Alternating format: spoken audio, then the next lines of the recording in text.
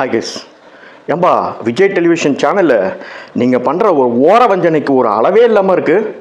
எப்பா உண்மையிலே சொல்கிறேன், டே 77 வந்து முடியும் போது என்னை வந்து ஒரு பெரிய மன உளைச்சலில் தள்ளிடுச்சு. என்ன ரீசன் கேட்டிங்கன்னா, அன்றைக்கி வந்து டபுள் எவிக்ஷனு. ஃபஸ்ட்டு யார் எவிக்ட் ஆகினாங்க பார்த்தீங்கன்னா, யாருமே எதிர்பார்க்காத எஃப்ஜேவை வந்து எவிக்ட் பண்ணியிருக்காங்க. ஏன்டா மங்குனி பசங்களா, எஃப்ஜேவை எப்படா வந்து எவிக்ட் பண்ணீங்க? எந்த ஆதாரத்தை வச்சு நீங்கள் வந்து எஃப்ஜேவை எவிக்ட் பண்ணீங்கன்றதே புரியல.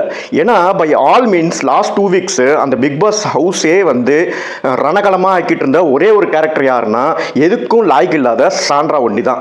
சும்மா அந்த பிக் பாஸ் டோர் பக்கத்தில் தன்னோட புருஷனோட அழுக்கு சட்டையை போட்டுக்கிட்டு அந்த அம்மா பண்ண பாலிடிக்ஸ் அலுவல், ஐயோ ஐயோ ஐயோ ஐயோ அவங்களெல்லாம் விட்டுட்டீங்க. என்னன்னு பார்த்தீங்கன்னா, சாண்ட்ராவோட ஆர்மியே வந்து சாண்ட்ராக்கு சப்போர்ட் பண்ணாத அளவுக்கு வந்து சாண்ட்ராவோட பிஹேவியர் லாஸ்ட் வீக்கில் இருந்ததுன்றது தான் உண்மை. ஸோ அப்படி இருக்கும் வாக்கில் எப்படி நீங்கள் வந்து எஃப்ஜே வந்து அனுப்பிச்சிங்கன்றது எனக்கு சுத்தமாக புரியல. விஜேஎஸ் ஐயோ ஐயோ ஐயோ ஐயோ ஐயோ இவ்வளோ வந்து பயாஸாக இருக்கக்கூடாதுங்க. கனியோட மேட்டரில் நீங்கள் சாண்ட்ராவை வந்து திட்டுற மாதிரி திட்டுறது எல்லாருக்குமே வந்து புரியுதுங்க.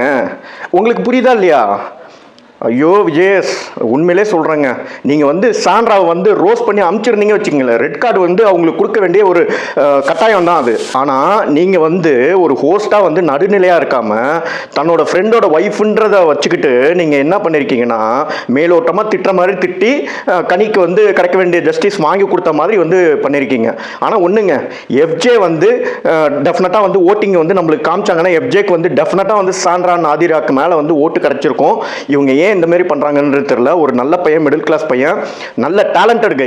நேற்று எவிக் ஆன பின்னாலேயே வந்து ஒரு ரேப் சாங் ஒன்று பாடினப்பல உண்மையிலே ஏதோ படத்தில் வந்து அவர் பாடின மாதிரி அவ்வளோ தெளிவாக எங்கேயுமே வந்து தவறாமல், அதாவது எங்கேயுமே வந்து பிசுறு தட்டாமல் உண்மையிலே சூப்பராக பாடியிருந்தார் எஃப்ஜே. அவர் வெளியில் போனதும் வந்து கிரேஸ்ஃபுல்லாக எக்ஸிட் பண்ணி உங்கள் மூக்கை தான் அறுத்துருக்காங்க. யார் மூக்கு? விஜேஎஸ், பிக் பாஸ் அந்த க்ரூ மெம்பர்ஸோட மூக்கை தான் வந்து அறுத்துருக்காரு. ஆதிராவை நீங்கள் எவிக் பண்ணது கூட வந்து மனசு ஒத்துக்குங்க. ஏன்னா ஆதிராவோட மெயின் பர்பஸ் வந்து எஃப்ஜேவை வந்து மன்னிப்பு கேட்க வைக்க வேண்டியது. அதுக்காக தான் அவங்க ரீஎன்ட்ரி கொடுத்தாங்க.